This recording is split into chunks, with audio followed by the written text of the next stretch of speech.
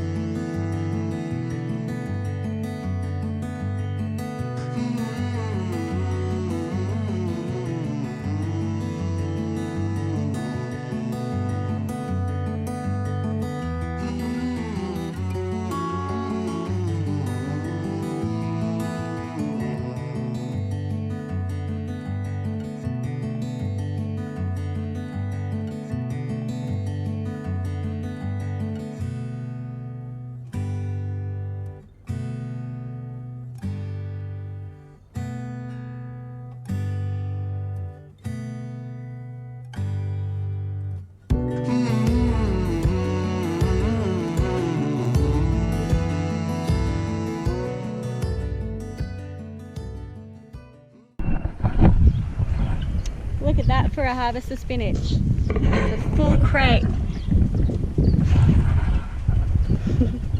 Spinach is such an easy veggie to grow. I've never grown it before, but it's been really delicious, better than shop bought, and super easy. We'll definitely be growing it again next season. I think it's too late to plant another crop before summer. I think it'll just go to seed way too quick. But once it cools down in autumn, I'll definitely be putting more seeds in for winter, and then I'll re-sow for spring as well. Highly recommend it, guys. Had a fairly productive day today. I've been weeding and planting out my seedlings in the established veggie patch. I've also been harvesting a few things too, which is super cool. All I've got left to plant is my corn and my pumpkins. And I've got 2 more punnets of beefsteak tomatoes that I'm going to put in the lower veggie patch. I've got a few more seeds growing in the hothouse. Oh sorry, I've also got beans, some bush beans to plant down there too. But I've got a few more things growing in my hothouse, so when they grow big enough I'll just transplant them. At least we'll be a bit more established by then. Or, you know, won't be a tractor in there, and we'll have some mulch and hopefully have some good soil in there too by then.